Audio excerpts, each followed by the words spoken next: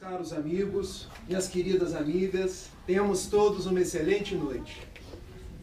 Eu rogo a Deus, rogo a Jesus, o amigo de todas as horas, os nossos benfeitores espirituais, possam abençoar a cada um de nós e nos manter em vibrações de saúde, de alegria e, sobretudo, de muita paz.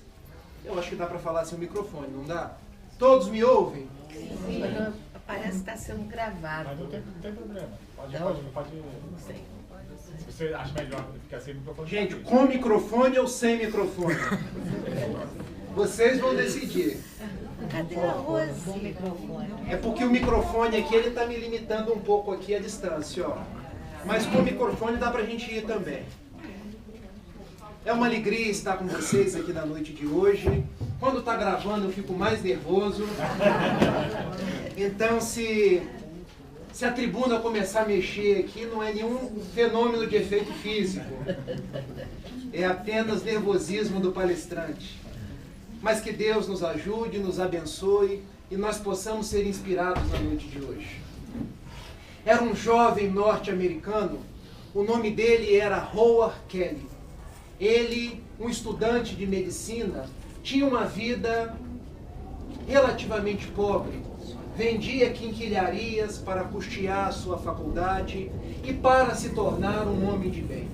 Ele tinha um grande sonho, o sonho de se tornar um médico e de ajudar muitas pessoas. Nada obstante, passava muitas dificuldades na vida. Não eram raros os dias em que a fome lhe maltratava o organismo, em que sentia sede, em que as dificuldades de um modo geral o afligiam.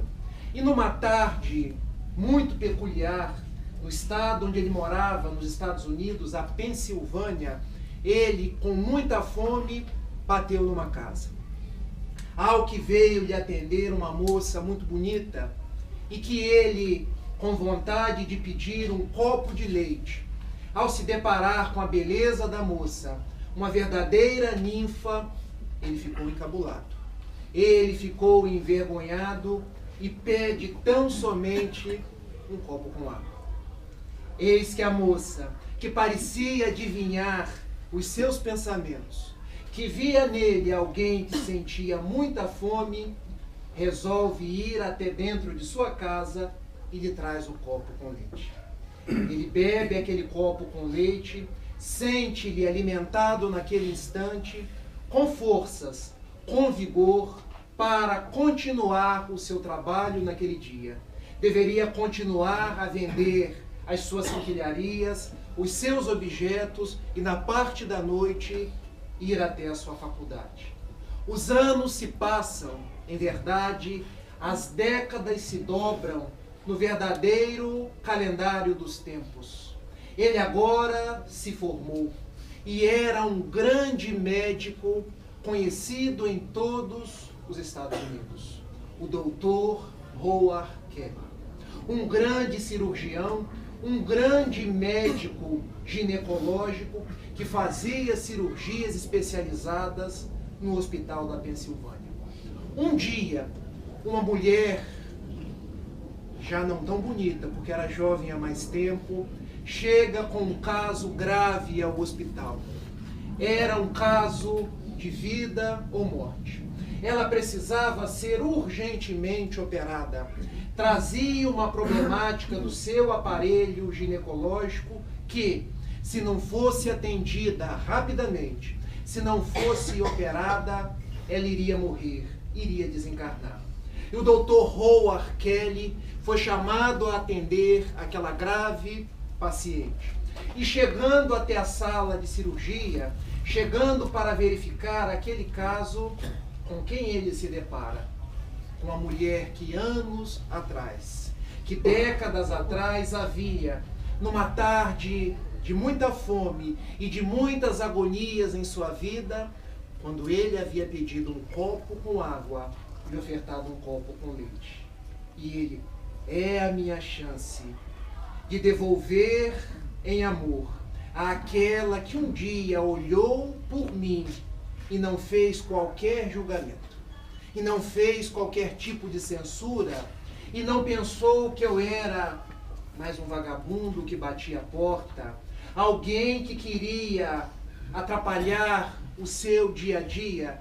É a minha hora de devolver à vida, de devolver à pessoa que tanto me ajudou o bem que eu próprio tenho recebido. E ele se dedicou ao máximo para salvar a vida daquela senhora.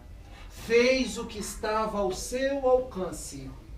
Fez a cirurgia, aplicou-lhe as terapias que lhe foram consequentes e dentro de alguns dias a mulher estava curada. Ela retornaria às suas atividades da vida comum. Quando já estava boa, prestes a sair do hospital, ela dá-se conta de que havia sido internada por intermédio de amigos num dos maiores hospitais dos Estados Unidos, que não tinha dinheiro para pagar a conta. Como ela iria pagar a conta daquele hospital? E o que nós fazemos no momento desse? Nos afligimos, nos perguntamos o que será de nós agora. E ela, perdida em elucubrações, perdida nas suas agonias, pensa: terei que trabalhar até o fim dos meus dias para pagar a conta do hospital. E quando vai até a tesouraria do hospital com a pessoa responsável por receber as despesas, eis que aquela pessoa lhe dá um envelope que dentro continha uma carta direcionada a ela, e essa carta estava escrito com mais ou menos os seguintes dizeres: a senhora não deve nada a este hospital. Toda a sua conta, toda a sua cirurgia e os tratamentos que foram feitos na sua pessoa foram pagos por um copo de leite. Um copo de leite direcionado a um jovem aflito, sonhador, que intentava ser um grande médico para ajudar almas, para ajudar pessoas, e que pôde ser útil àquela que tanto o ajudou. Vai em paz e que Deus te abençoe. E naquele mesmo instante, ela começa a chorar sofregamente, não sem antes direcionar o olhar para Deus e numa prece ungida dizer: meu Deus, como é bom crer em Ti. Como é bom saber que é o amor, é a caridade que nos torna, que nos faz distintivos no mundo em que vivemos. Em verdade, meu Deus, eu não fiz nada. Eu não fiz mais que a minha obrigação. Mas o que eu fiz lá atrás me tornou hoje dignitária de receber essa bênção dos céus. São os caminhos da caridade. São os caminhos do amor a que todos nós somos convidados. Porque, meus irmãos, da casa, da tenda espírita cristã, todos nós estamos no mundo por um compromisso de amor. Todos nós estamos no mundo pelo compromisso da caridade. E aquilo que nos fará seres diferenciados e aquilo que nos salvará, conforme a proposta da doutrina espírita, é a caridade.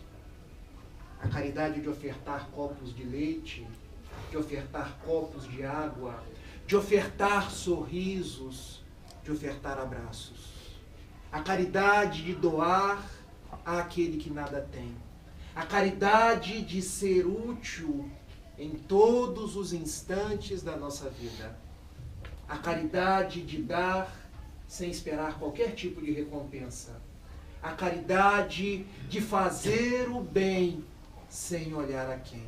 A caridade de, nos dias tumultuados do presente, fazer uma curva de ternura para com o mundo, para com as pessoas.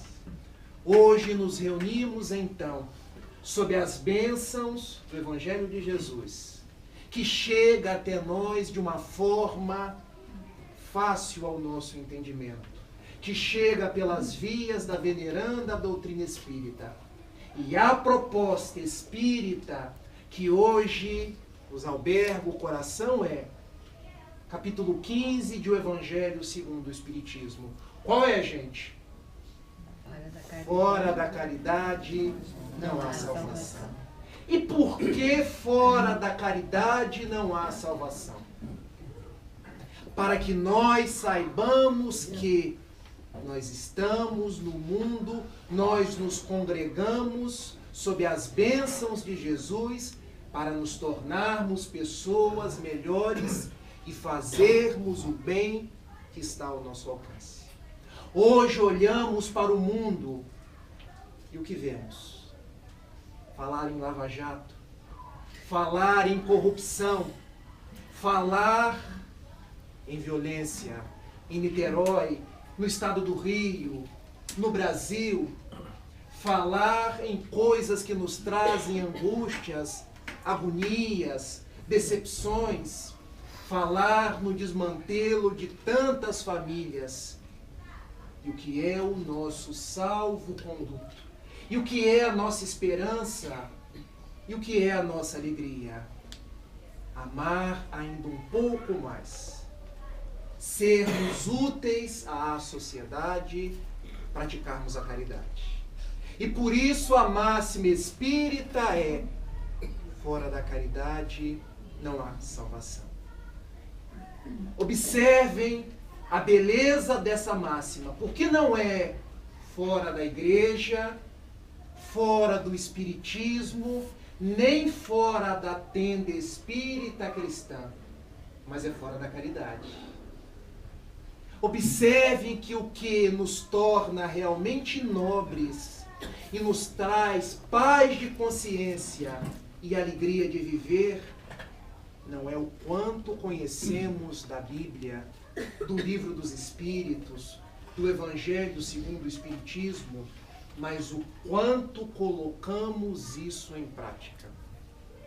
Muitas pessoas às vezes se gabam de levantar bandeiras, de estampar propostas na camisa, mas a caridade é algo que se vive. É algo que nos propomos a fazer diariamente. Não é algo tão somente que enche os nossos lábios e que muitas vezes queremos fazer proselitismo com as outras pessoas, falando e sendo incapaz de dar bom dia ao porteiro, de sermos fraternos com as pessoas da nossa casa, de olharmos para aqueles que estão nas ruas, de doarmos um pouco mais de nós. Ah, Rafael, quer dizer então que o que está reservado para cada um de nós é sermos caridosos? Sim. Mas como? Qual é a caridade que está ao meu alcance? Se hoje, quando colocamos a mão no bolso, eu ainda não recebi do Estado. Quando pensamos no Brasil, os impostos estão cada vez maiores.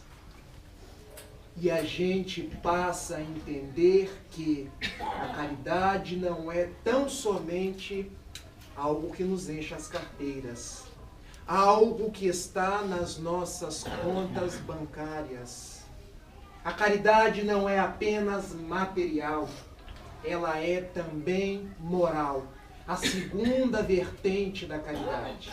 E aí a gente descobre que ninguém é tão rico que não tenha nada para receber, e ninguém é tão pobre que não tenha nada para dar. Então, se eu hoje não possuo as virtudes da moeda, as virtudes do dinheiro, para poder doar a uma obra cristã, para poder fazer uma doação, que eu doe a mim mesmo, que eu doe os meus braços na tarefa do bem, que eu seja útil onde quer que eu seja chamado. Muita gente quer fazer coisas grandes, quer aparecer, quer receber aplausos que o Cristo não os recebeu. Mas a caridade não se mede pelo tamanho, nem pela grandeza da obra. Quando estamos aqui hoje, nesta noite, na tenda espírita cristã, alguém varreu esse chão, praticou a caridade. Alguém estava lá à porta, recebendo os que aqui entravam. Prática da caridade. Mas muitos acham que praticar a caridade é só pegar no microfone, tremer a mão e fazer uma palestra. Nós, os que falamos, somos os mais necessitados. Os médiuns, muitas vezes, que muitos querem ser, são os mais necessitados. A caridade está ao alcance de todos nós. A caridade é o nosso compromisso com Jesus. E quando Allan Kardec indaga aos benfeitores da imortalidade qual é o verdadeiro sentido da palavra caridade, conforme a entendia Jesus, questão 886 do Livro dos Espíritos, qual é a resposta? Benevolência, indulgência e perdão dos pecados. A resposta veio: doar dinheiro às obras de caridade. É importante? É importante.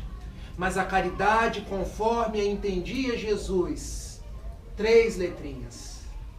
BIP. E agora, gente, não se esquece, nem erra mais. E por que BIP? Porque hoje todos estudamos. Os que não estudam, já estudaram. E tinham fórmulas para decorar. Eu, para não esquecer, guardei 3 letras. BIP. E agora ninguém esquece mais. Benevolência para com todos. Indulgência para com as imperfeições alheias. Perdão das ofensas. Quer dizer, então, que fazer a caridade é ser benevolente para com todos? Sim. Ser benevolente com os políticos de Brasília, aqueles que eu tenho vontade de pegar aqui pelos gurgumilos e apertar. Ser benevolente com aqueles que eu tenho vontade de jogar uma bomba. Ser benevolente para com todos.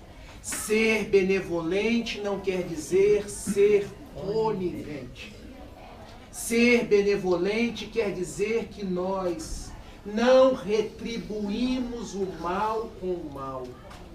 Mas o nosso Mestre Jesus nos ensinou a retribuir o mal com o bem. Não foi ele que no Sermão da Montanha nos ensinou: a quem te bater numa face, dá a outra face. Quer dizer então que se alguém me bater numa face, eu vou sair dando a outra, gente? É essa a proposta? Se a gente der a outra nos dias de hoje, a pessoa bate na outra, bate na cabeça e a gente cai no chão. Dar a outra face é a face do entendimento. A face de perceber que aquela pessoa que nos agrediu não tem o mesmo grau de consciência, o mesmo grau de despertamento que cada um de nós. Cada um de nós se encontra em diferentes estágios e nós não podemos cobrar de quem quer que seja. Aliás, nós podemos fazer essa cobrança de sermos melhores para conosco mesmo, não para com os outros. Não devemos julgar a quem quer que seja. Daí então, ser benevolente é vibrar na frequência do bem. E vibrar na frequência do bem é querer o bem indistintamente. Mas fulano errou. Ele que se acerte com a consciência dele. O fato de nós querermos o bem dele não quer dizer que ele está imune de arcar com os próprios erros. Mas eu não sou cobrador, nem juiz de ninguém. Eu sou um filho de Deus. Como diz a página inicial, eu sou luz. E para viver na luz eu não posso querer ninguém nas trevas. Ah, mas os políticos, quem foi que os elegeu? Eles foram eleitos assim pelos ventos surrupiantes. As cegonhas os levaram e foram depositando lá em Brasília. Não, foram eleitos por nós. O dia que nós evoluirmos, tivermos mais equilíbrio, mais serenidade, elegeremos políticos melhores. Ah, mas e os nossos bandidos? São irmãos nossos. Isso não quer dizer passar a mão na cabeça. Não é essa a proposta. Mas é não ir para frente da delegacia, querer linchar. Já pensou se nós fôssemos linchados pelo mal que ainda carregamos dentro de nós, que as outras pessoas não sabem, mas que os bons espíritos sabem? Já pensou se nós fôssemos a todo tempo confrontados pelos males que ainda trazemos na alma pelas outras pessoas? Não nos cabe colocar o dedo em riste na face de ninguém. Sabe por quê? Eu de fato sou lá da casa de Raul Teixeira. E com Raul Teixeira eu aprendi uma coisa e vou passar para vocês aqui na noite de hoje. Quando a gente aponta o dedo para alguém, tem 3 voltados para a gente. E um dia perguntaram a Raul, e esse dedo aqui que fica solto, que parece o dedo da xícara, que a gente não sabe onde é que coloca, ele está apontado para cima, que quer dizer, só Deus sabe de tudo. Ele é que sabe de nós, dos outros, e a hora certa de cada coisa acontecer. Benevolência. Eu, graças a Deus, nessa vida, tenho tido oportunidade de aprender muitas coisas, de passar por muitas cidades. E um dos meus maiores aprendizados foi fazendo trabalho voluntário no hospital psiquiátrico. E eu agradeço a Deus. Sabem por quê? Porque eu descobri que se eu não fosse até lá como voluntário, eu poderia ir para lá como doente. Porque muitos de nós ainda não sabem o quanto de intempérie carregamos no psiquismo, o quanto de tormentas ainda trazemos. E por isso a caridade nos salva, porque ela nos restaura. E foi dentro de um hospital psiquiátrico que eu tive os meus melhores dias e também as minhas maiores diversões. Sabiam que dentro de um hospital psiquiátrico eu recebi vários convites de casamento? Eu senti até vamos dizer assim, um regozijo na alma. Mas graças a Deus eu sou muito bem casado. As pessoas até me confundiam com alguém famoso, imaginem. Mas aos poucos eu fui descobrindo que eles, de problemas, tinham os mesmos problemas que eu. Só que no caso deles era algo mais patente, era algo mais exacerbado. E a diferença era tão somente o muro do hospital psiquiátrico. E foi aprendendo a amar aquelas pessoas que eu descobri muita coisa sobre mim mesmo. E com eles lá eu aprendi uma canção pequenininha. Eu prometo que não vou cantar. Se eu for cantar, eu nunca mais volto na tenda espírita cristã. Vocês vão chegar para a Rose e dizer, não chama esse moço mais não. Porque com essa voz e cantando, e a música dizia assim, fazer o bem é bom, Quanta alegria nos traz. Quem faz o bem é feliz, quem faz o bem vive em paz. Que proposta para cada um de nós. Tantas pessoas discutindo. Ah, mas eu sou católico, eu sou protestante. Está escrito em Deuteronômio, diz assim a Gênese. E a gente se resigna a pensar intimamente. Fazer o bem é bom. Quanta alegria nos traz.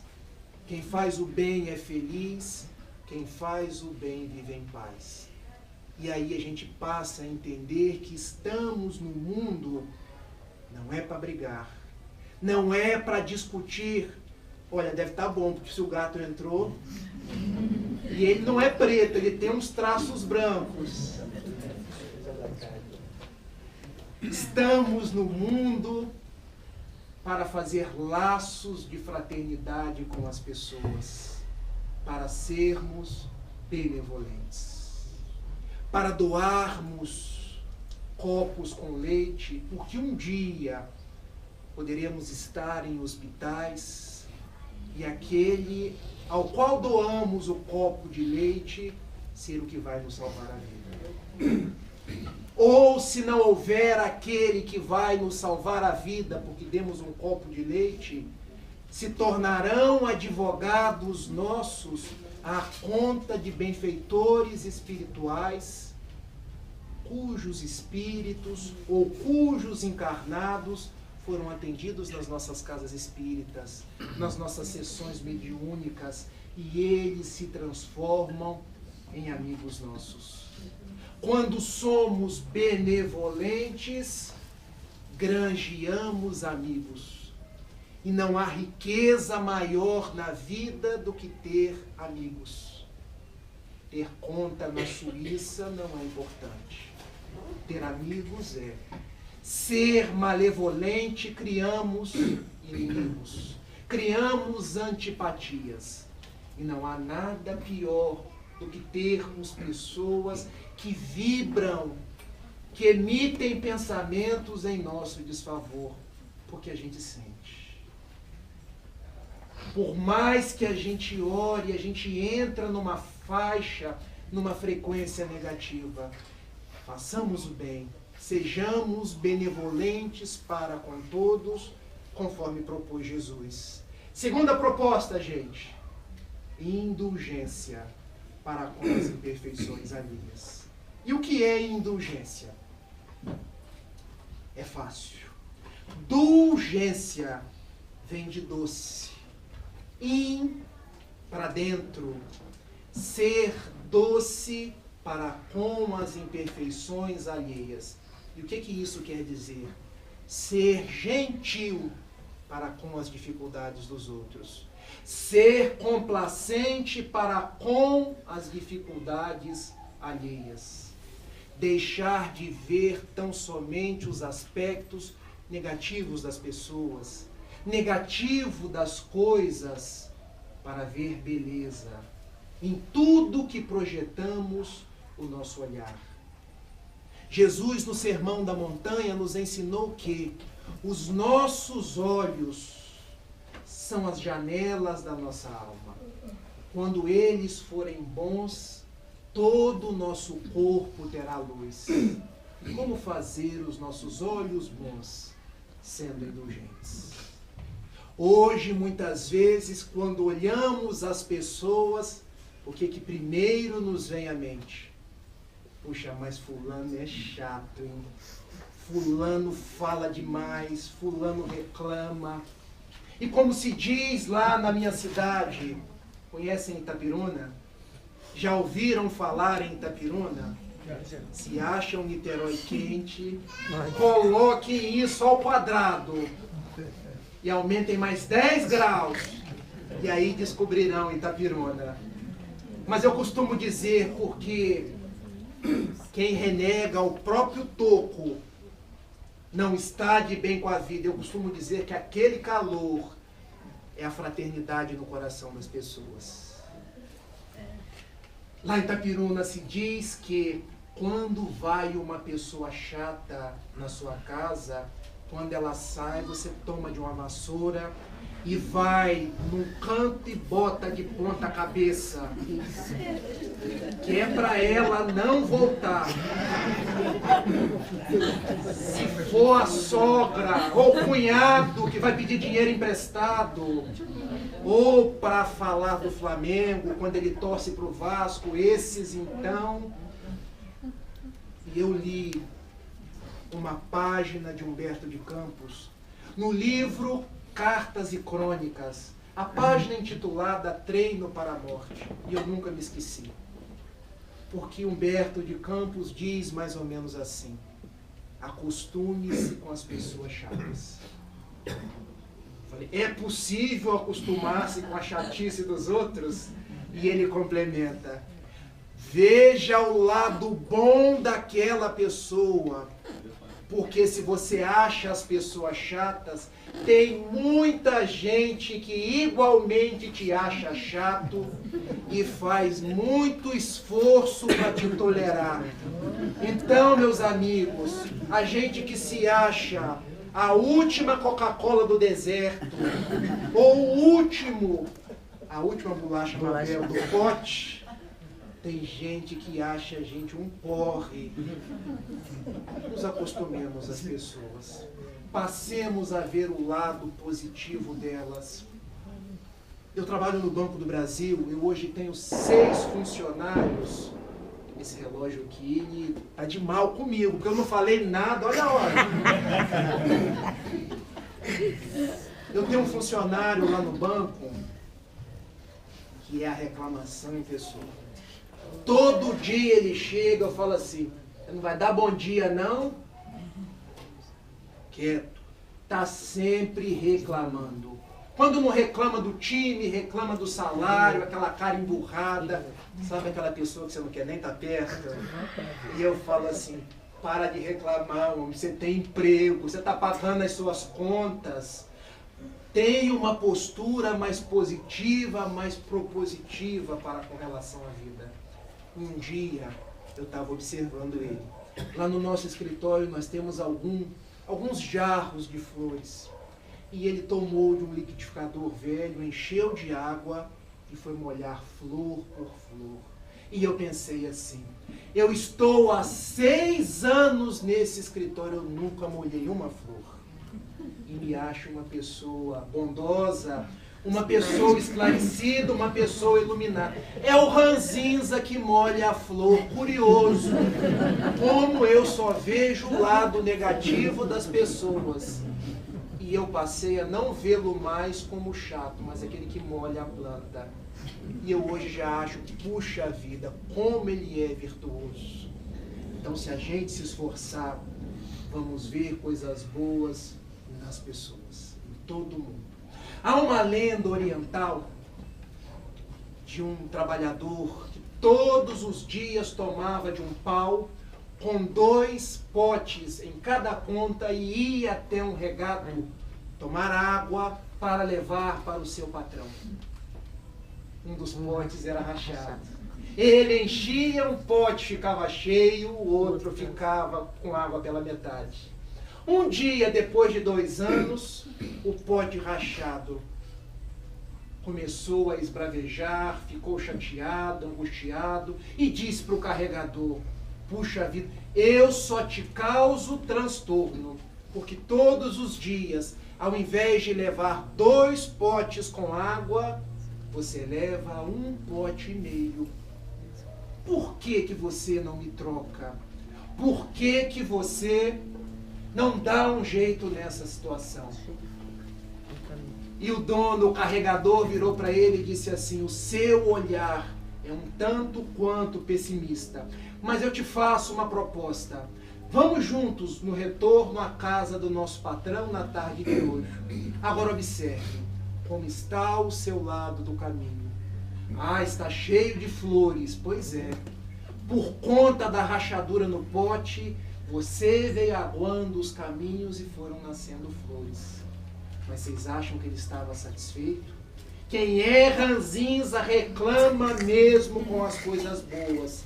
precisou mais uma dose de paciência do carregador. Mas mesmo essas flores, eu não permito que você chegue com 2 potes de água na casa do seu patrão.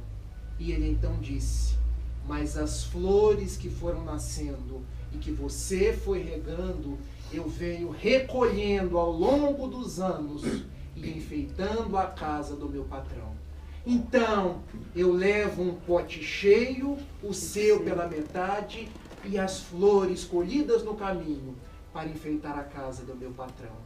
São só coisas boas. E o que eu tenho a dizer para mim e para cada um de vocês? Todos nós somos potes rachados. Não pense alguém aqui que está perfeitinho, que está dando conta de tudo. Porque se assim fosse, não estaríamos num mundo de provas e expiações. Estaríamos mais adiantados, estaríamos mais à frente. Qual é o segredo? Nos aceitar do jeito que nós somos. Ser indulgentes, gentis, complacentes para conosco mesmo. Isso é caridade, gente. Você se perdoar, você se aceitar, você ter um olhar mais doce para com a própria realidade é caridade. E depois de fazer esse exercício, ser indulgente para com as imperfeições das outras pessoas.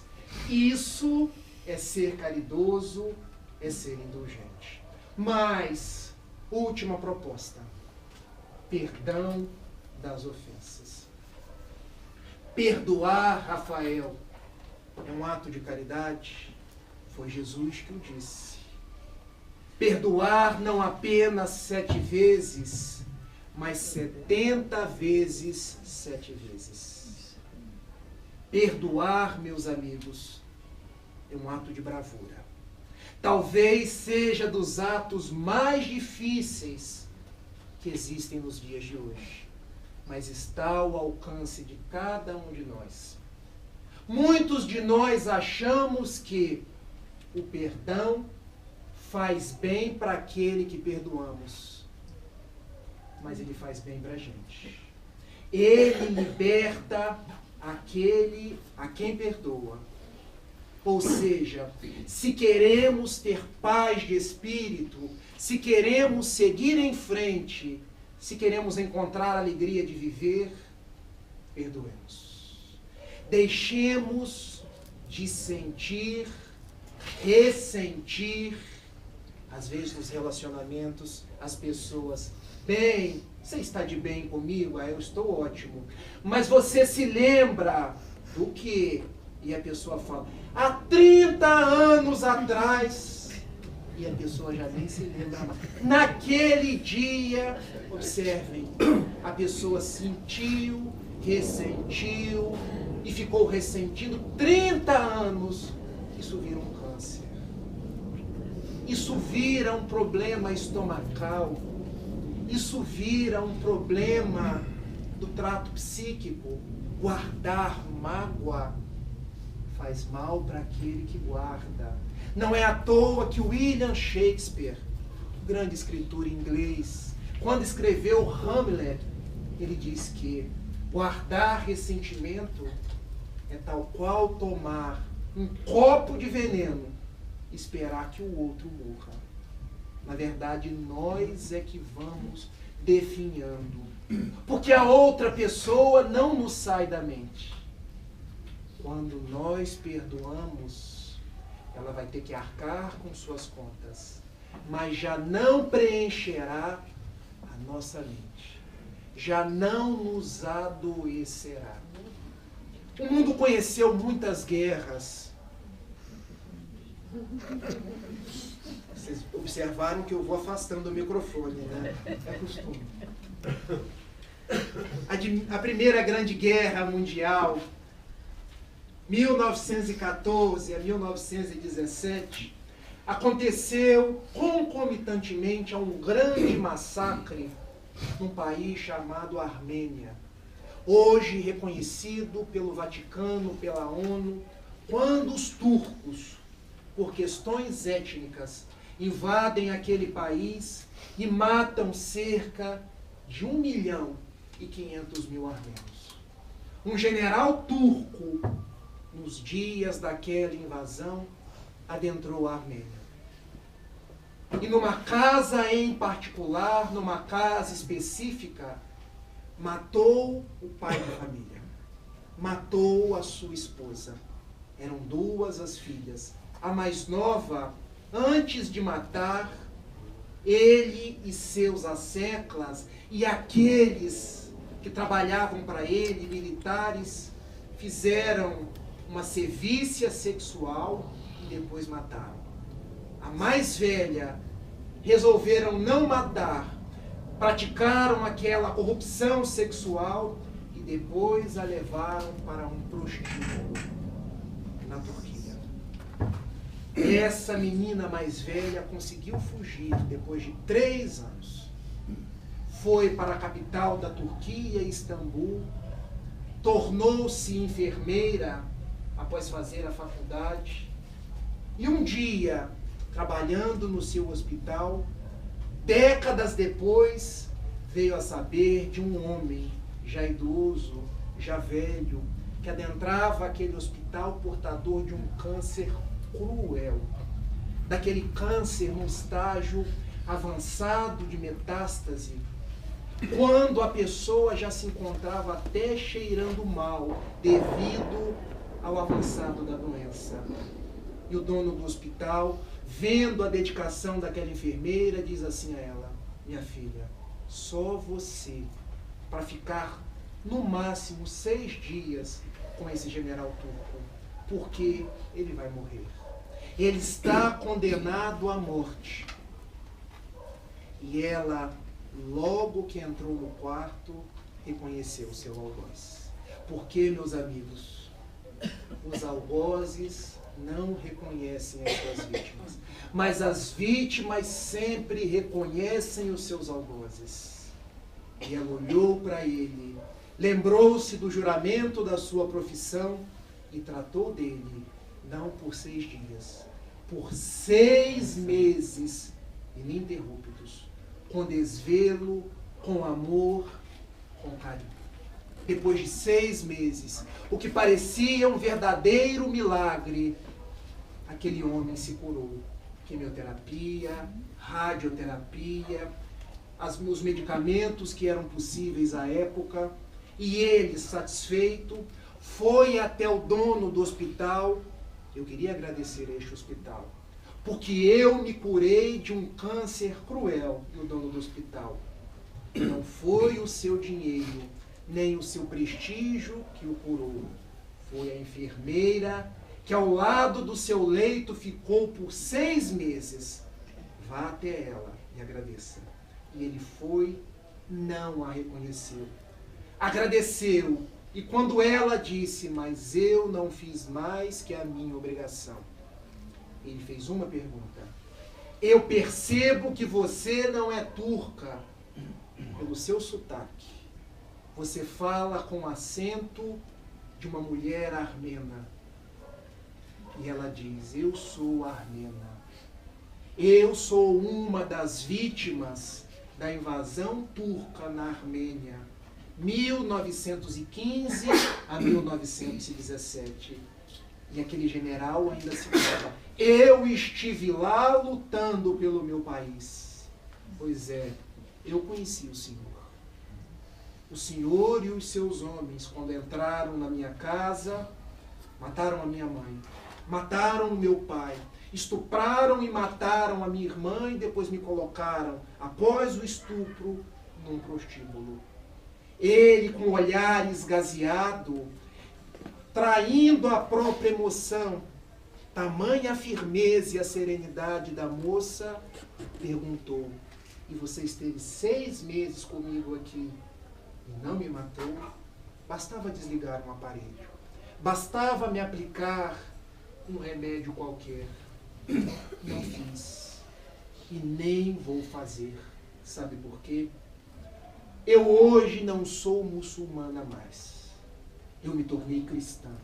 E aprendi no Sermão do Monte de Jesus de Nazaré que devemos perdoar os nossos inimigos, que devemos querer o bem àqueles que nos perseguem e caluniam.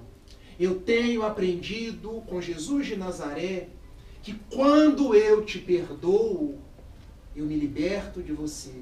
Você ainda vai ter que arcar com as consequências daquilo que fez. Mas quando eu te perdoei, você saiu da minha tela mental. E eu adquiri a alegria de viver, adquiri paz de espírito. Meu amigo, e ela disse, dirigindo-se àquele general, siga em paz, e que Deus te acompanhe. Só o perdão é o gesto de maior bravura, é o gesto de maior caridade que podemos fazer para com as pessoas. Não nos é pedido que de uma hora para outra nós tenhamos a mesma coragem e a bravura daquela enfermeira, mas que possamos dar hoje o primeiro passo. Se alguém hoje nos pisa o pé, a gente não vai dizer para a pessoa, olha, obrigado que você pisou meu pé, você permitiu que eu crescesse espiritualmente. A vontade é de dar uma bolacha. A vontade é de ir lá e pisar no pé com força. Vamos aprender a resistir. Vamos aprender a ter paciência, a olhar para as outras pessoas com um olhar mais dulce. Um dia, uma pessoa caminhava pelo Rio de Janeiro, tão furiosa, tão apressada, como costumam ser as pessoas que caminham pelo Rio, e bateu-se no meio da rua com uma outra pessoa, e ele foi à desforra. Puxa vida! Depois de dizer alguns palavrões que eu não ousarei repetir. Você não olha para onde anda? E a pessoa respondeu, desculpe-me, eu sou deficiente visual. Você poderia me ajudar a atravessar a rua? Vamos nos esforçando cada dia mais. Se hoje eu não consigo perdoar, me liberando do gravame, eu posso lembrar sem mágoa. Ah, Rafael, mas eu não consigo esquecer. Mas esquecer é fenômeno da memória. A gente não vai esquecer, salvo se formos visitados pelo Alzheimer. A gente vai se lembrar, mas a gente vai se lembrar sem mágoa, sem desejar o mal. O que Jesus nos pede é que nós renunciemos à vingança, que nós não devolvamos o mal com o mal, porque senão a gente entra na mesma faixa de vibração e de agonia. Porque se eu treino hoje, a pessoa pisa no meu pé, mas não dou a bolacha. Amanhã ela pisa de novo e eu já consigo nem externar nada no rosto. Até o dia que eu vou conseguir ser uma pessoa pacífica. Uma vez alguém foi a Chico Xavier. Todos conhecem Chico Xavier? Depois de lhe dizer um bocado de ofensas, Chico, você me perdoa? E Chico, não te perdoo. E a pessoa, mas você, um espírito tão iluminado, não me perdoa? Não, minha irmã. Eu sequer me ofendi com o que você me fez. Um dia chegaremos nesse patamar. Por enquanto, a gente vai caminhando. Porque estamos no mundo por um compromisso de amor. Porque estamos no mundo por um compromisso de caridade.